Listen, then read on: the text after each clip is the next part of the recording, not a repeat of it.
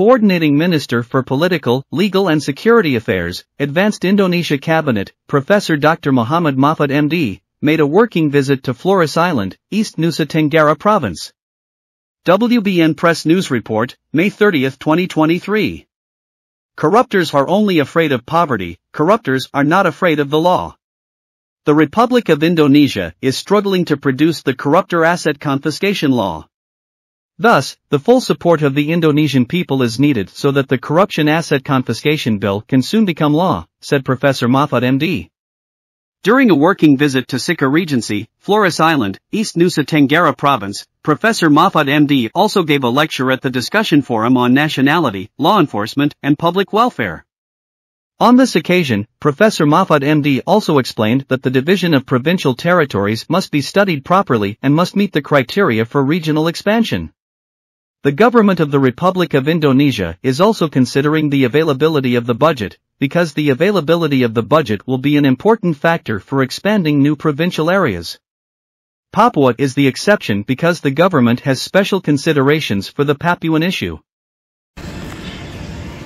Apa perlu dimekarkan apa tidak? Karena gini, untuk pemekaran daerah itu ada syarat-syaratnya. Satu, potensi ekonominya diperhitungkan cukup. Yang kedua,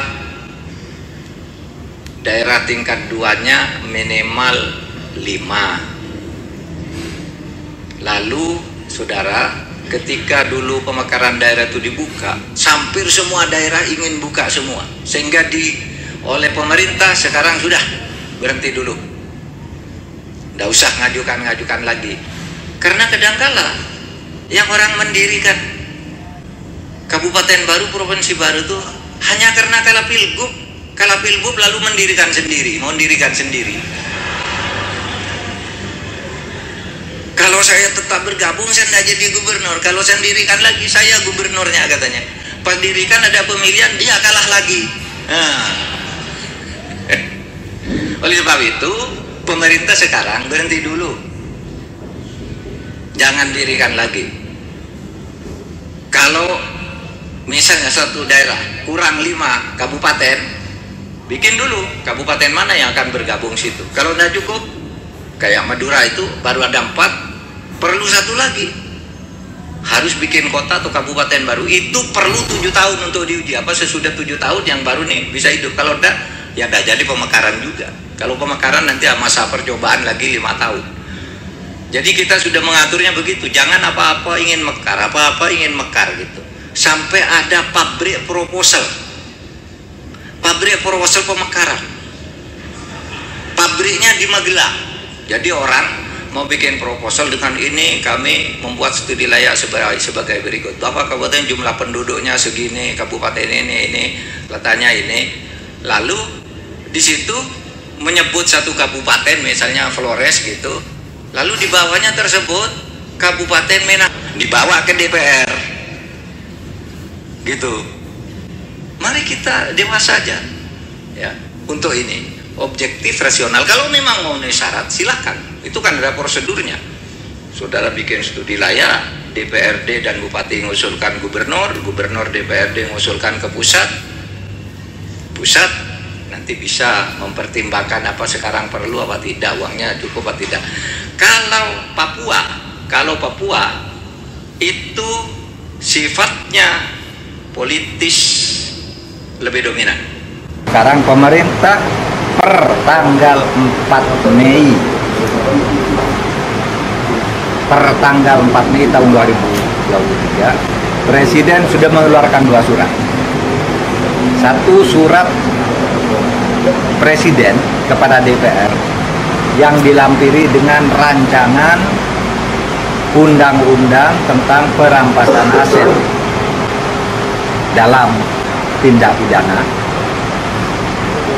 Itu surat bernomor R22 strip pres strip 05 strip 2023. Itu surat supresnya sudah dikirim, sudah dikeluarkan. Kemudian ada surat tugas. Siapa pemerintah yang ditugaskan untuk membahas ini bersama DPR? Ada 4 pejabat setingkat menteri, yaitu 2 orang menteri, 1 Menko Polhukam, yang kedua Menteri Hukum dan HAM. Yang ketiga, pejabat setingkat menteri adalah Jaksa Agung. Yang keempat, pejabat setingkat menteri adalah Kapolri.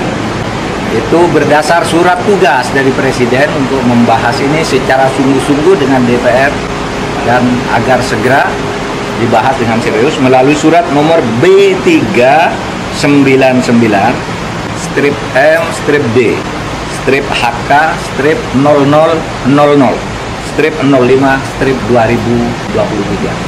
Jadi saudara, perdebatan tentang rancangan undang-undang perampasan aset, titiknya sekarang Presiden sudah secara resmi mengajukan ke DPR melalui 2 surat tanggal 4 Mei tahun 2023. Mudah-mudahan masa sidang yang akan datang sudah bisa mulai dibahas agar kita bisa segera membuat para pelaku tindak pidana dan terutama koruptor. Itu kan koruptor itu hanya takut miskin, bukan takut dihukum.